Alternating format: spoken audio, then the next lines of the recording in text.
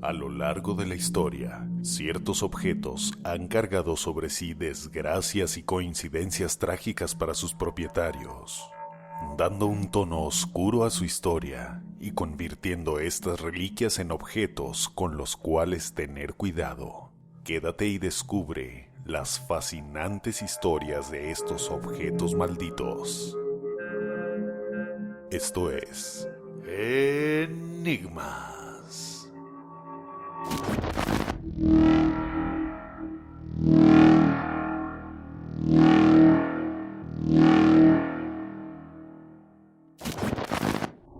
Número 1. Los niños llorones de Bruno Amadio. Amadio, un joven pintor de tendencias fascistas, se enroló como voluntario en el ejército italiano para pelear en la Segunda Guerra Mundial, y durante este breve periodo fue testigo del sufrimiento generado en pequeñas aldeas, en las cuales presenció de primera mano el sufrimiento de muchos niños. Tras ver a tantos jovencitos presa del pánico y la tristeza, el aspirante a artista se inspiró en ellos para sus futuras obras. Conforme más obras pintaba sin ser bien recibido por el público, más se desesperaba Amadio. Y fue así que una noche invocó al diablo y realizó un pacto para conseguir la fama y reconocimiento con su arte. Sellaron el pacto y al poco tiempo Amadio comenzó a ver que sus cuadros se empezaban a vender y la gente los acogía con agrado. Su fama crecía, pero pocos años después, Amadio acapararía los titulares de Londres tras algunas trágicas coincidencias. En 1985, una casa fue brutalmente incendiada. Nada se salvó, ni los muebles ni las personas que en ella habitaban. Solamente 2 objetos se salvaron sin el menor daño pese al fuego: 2 cuadros de unos niños llorando. Ese verano y los posteriores, una ola de incendios asoló Inglaterra, y en varios de ellos, los únicos objetos que sobrevivieron fueron cuadros de niños llorando. Todo era extraño, hasta que alguien logró conectar los casos al percatarse que todos los cuadros que sobrevivieron llevaban la misma firma. Desde entonces, las historias en torno a las pinturas del artista se multiplicaron alrededor del mundo. Un diario londinense promovió una quema masiva de cuadros de Amadio. Los rumores e historias en torno a la maldición contra los poseedores de copias de estas pinturas se han esparcido desde entonces. Pese a todo, la popularidad de la obra de Amadio no ha disminuido en absoluto, cumpliendo de esta forma el pacto entre el artista y el demonio. Número 2. Número telefónico 0888-888-888. Ya sea por comodidad o simple excentricidad, algunas personas eligen números telefónicos que sean fáciles de recordar. Y este es el caso de Vladimir Grashnov, el director de la compañía Movitel en Bulgaria. Pero no lo disfrutó por mucho tiempo, ya que unos meses después le detectaron un cáncer agresivo que lo llevó a su muerte en solo semanas. Hubo rumores de un supuesto complot en la compañía, pero no se aclaró nunca esto. Al fallecer el director, el dichoso número fue liberado y poco después reclamado por un joven mafioso de nombre Konstantin Dimitrov, tras pagar una considerable suma de dinero a la compañía. Dimitrov tampoco disfrutó el número por mucho tiempo, ya que fue abatido a tiros por un sicario enemigo algunos meses después en los Países Bajos, mientras vigilaba una transacción de drogas. Nuevamente, el número quedó vacante, hasta que fue comprado por Konstantin Disliev, otro hombre de reputación y negocios de dudosa legalidad. Su historia fue tan breve y trágica como la del dueño anterior, pues al poco tiempo de adquirir el número, fue asesinado en la capital de Bulgaria mientras comía en un restaurante indio. Tras esta muerte, la prensa especuló sobre la relación de estas muertes y el número que empezó a considerarse maldito entre algunos círculos de internet. La noticia llegó a oídos de la empresa Movitel y esta decidió inhabilitar el número y evitar que pudiera ser utilizado nuevamente, aunque nunca salieron a aclarar si la maldición del número es real o no.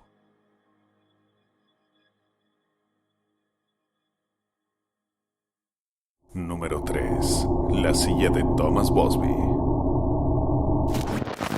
Corría el año de 1702, cuando un joven Thomas Busby, lleno de ira, asesinó a su suegro y socio comercial en el dudoso negocio de falsificar monedas. Tras encontrarse culpable y ser sentenciado a la horca, Busby pidió como una última voluntad beber una pinta de cerveza en el bar Thirsk que solía frecuentar. Tras beberla, recitó unas palabras fatales: que la muerte se lleve a cualquiera que se atreva a sentarse en esta silla. Muchas personas pasaron por el bar, pero pocos osaban sentarse en la famosa silla, pues la gente del lugar empezó a relacionar muertes ocurridas con personas que tuvieron la desgracia de sentarse en la silla maldita. Gente común y soldados, nadie se salvaba. Cuando, en la Gran Guerra, un batallón pasó por Thirsk, bromeando entre sí y mostrándose valientes, varios de ellos se sentaron en la silla durante su paso. Ninguno de ellos volvió a su hogar. El dueño del pub intentó alejar el aparentemente letal objeto del público, bajándolo al sótano, donde no podría hacer daño a nadie. Por desgracia, un repartidor decidió tomarse un descanso mientras hacía una entrega en el local. Ignorante de la maldición, eligió aquella silla para tomarse un respiro, solo para ver su muerte esa misma tarde, en forma de un accidente automovilístico. No fue sino hasta la década de 1980, cuando el gobierno inglés decidió poner un alto, y llevaron la silla al museo local de Thirsk, con la condición de que la silla fuera colgada del techo, para evitar que nadie la ocupara, ni siquiera el personal de mantenimiento. Número 4. El muñeco Robert. Cuando el pintor y escritor estadounidense Robert Eugene Otto era muy pequeño, recibió como regalo de cumpleaños un peluche que su abuelo había comprado en Alemania, y al cual vistieron con un traje de marinerito, seguramente al igual que al pequeño artista. La familia Otto, muy rica y poderosa en Key West, Florida, tenía varios sirvientes en su hogar, entre ellos una mujer de las Bahamas, que según aseguraban los allegados, era capaz de realizar vudú y magia negra, y quien, al sentirse agraviada, depositó en el muñeco Robert una maldición que acarrearía múltiples desgracias. Los primeros indicios de un poder sobrenatural se dieron en la infancia de Robert. Cada vez que había algún estropicio propio de un crío de 4 años, el niño señalaba al muñeco diciendo las palabras: «Lo hizo Robert». Esta se convirtió en una frase recurrente en casa de los Otto, quienes pensaban que se trataba simplemente de una artimaña del pequeño para librarse del castigo. A menudo, Eugene entablaba largas conversaciones con Robert, y aunque sus padres creían que las respuestas del muñeco no eran sino la voz de su propio hijo dando voz al juguete, un halo siniestro rodeaba al muñeco, y esa voz poco natural con la cual conversaba con Eugene. Eventualmente, pidió que lo llamaran Eugene, pues decidió ceder su primer nombre al muñeco Robert. Como si esto fuera poco, la servidumbre nunca duraba mucho tiempo en casa de los Otto, y todos se quejaban de las extrañas cosas que pasaban en la casa.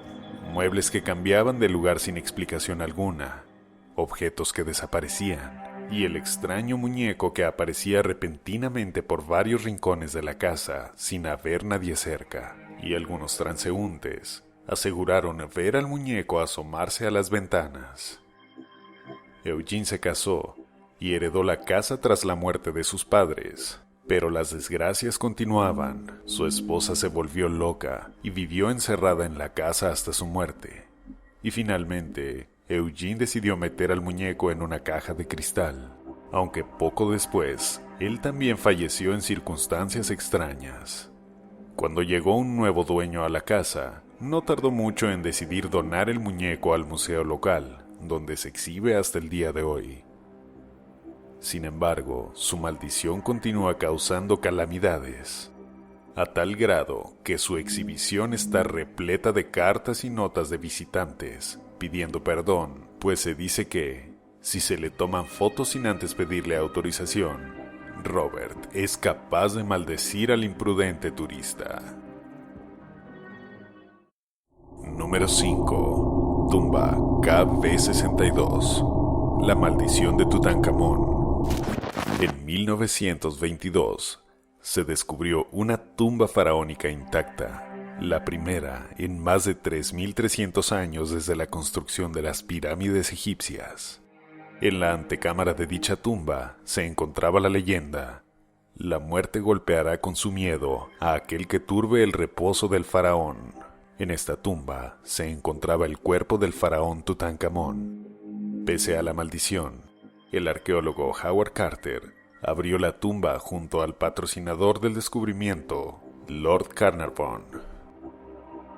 Lord Carnarvon murió 4 meses después del gran hallazgo, luego de ser picado por un mosquito que lo llevó a contraer septicemia, que se le extendió rápidamente por todo su cuerpo. Se cuenta que a la misma hora de su muerte, su perra Susie aulló y cayó fulminada en Londres. Su hermano, Aubrey Herbert, que se encontraba presente cuando se abrió la tumba, también fallecería inexplicablemente justo al volver a Londres. Arthur Mace, el responsable directo de la ruptura del muro de la cámara, también falleció poco después, sin una explicación médica.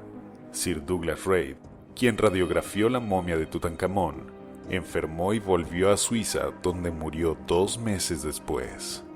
La secretaria de Carter murió de un ataque al corazón y su padre se suicidó al enterarse de la noticia. Al principio de la década de los 30, los periódicos atribuían hasta 30 muertes a la maldición del faraón. ¿Sensacionalismo o maldición real? Haznos saber en los comentarios qué opinas de esta maldición que ha llegado incluso al cine a través de muchas películas. Número 6. El pequeño bastardo. James Dean fue el niño prodigio de Hollywood en los años 50, superestrella de películas y gran aficionado a los autos deportivos y a las mujeres bellas. De todos sus autos tenía un preferido, un precioso automóvil Porsche modelo 550 Spyder color plata llamado Little Bastard, que reflejaba dinamismo en cada curva del chasis.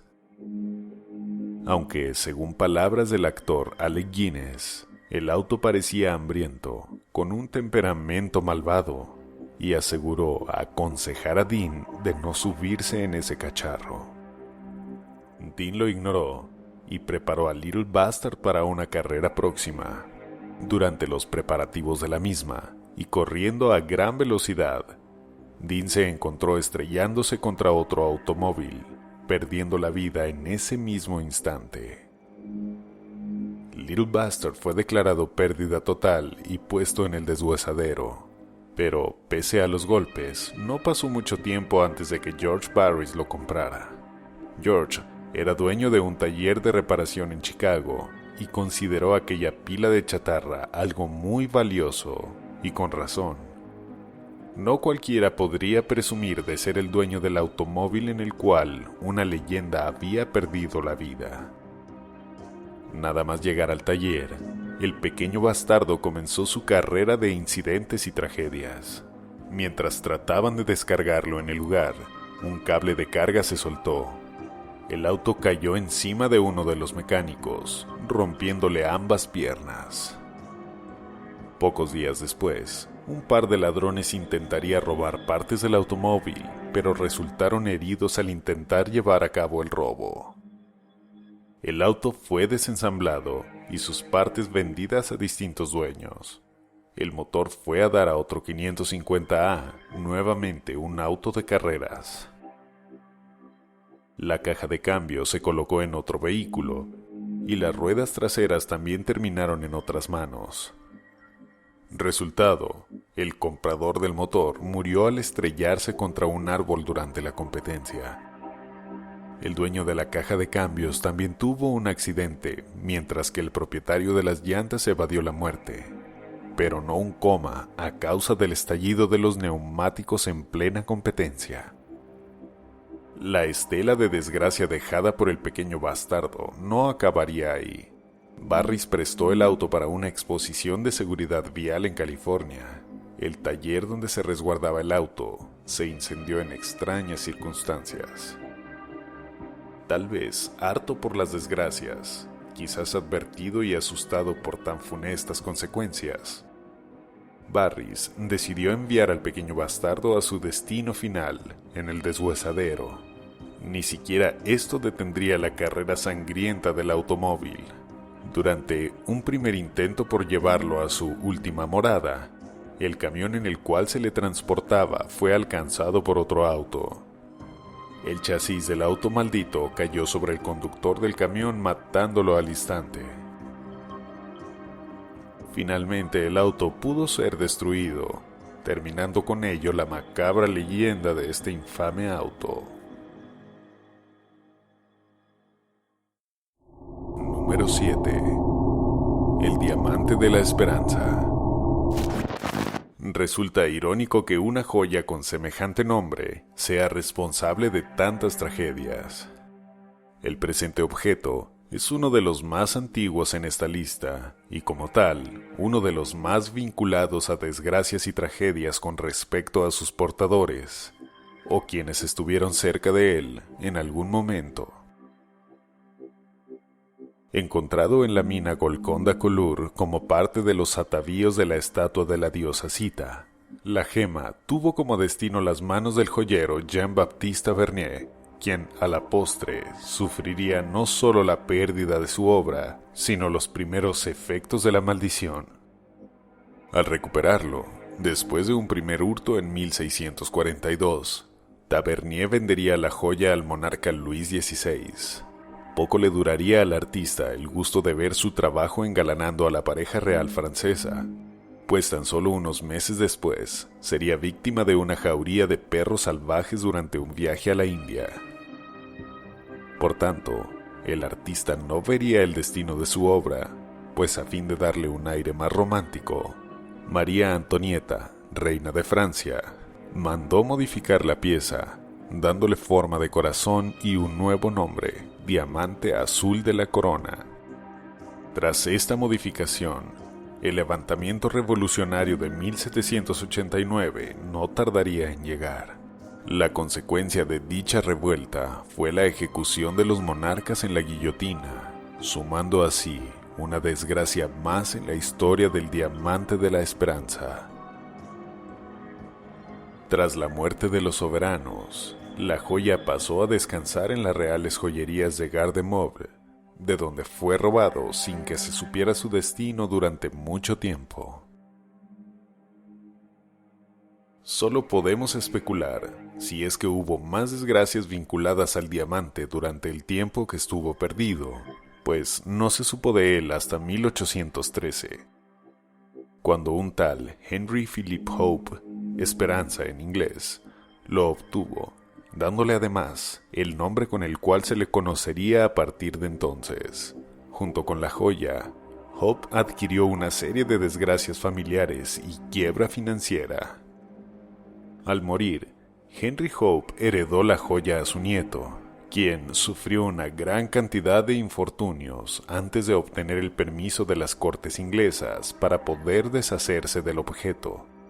Evidencia contundente de lo poco apreciado que era aquel artefacto por el heredero, mas no por tratarse de una pieza carente de valor o belleza, pero al parecer vinculado con una serie de desgracias ligadas a todos sus dueños. el diamante de la esperanza pasó de mano en mano, dejando tras de sí una estela de muerte y desgracia sobre sus célebres propietarios, quienes, a menudo escépticos o ignorantes de la maldición que pesaba sobre la joya, se apresuraron en deshacerse de ella antes de sufrir más tragedias. En 1911, la famosa socialité Evelyn Walsh-McLean y su esposo decidieron no solo comprar el diamante, sino revertir su famosa y letal maldición, tratando de convertirlo en un objeto de buena suerte. No solo fracasaron miserablemente, sino que la joya destruyó las vidas del matrimonio. El hijo de la pareja murió en un accidente de auto y su hija se suicidó en extrañas circunstancias. Ante tanta desgracia, el marido de Walsh terminó encerrado en un hospital psiquiátrico, donde terminaría sus días enloquecido y desesperado. Naturalmente la joya fue vendida, esta vez a un joyero de Nueva York, Harry Winston, quien no dudó en donarla al Museo Smithsoniano de Historia Natural en Washington, quizá temeroso de la terrible maldición de la gema. Es en este recinto donde el diamante de la esperanza se resguarda hasta el día de hoy, donde, al parecer, no puede hacerle daño a nadie. No cabe duda que en el mundo existen muchas fuerzas que van más allá de nuestro entendimiento, y hasta el objeto más común puede guardar en su esencia algunas de esas energías.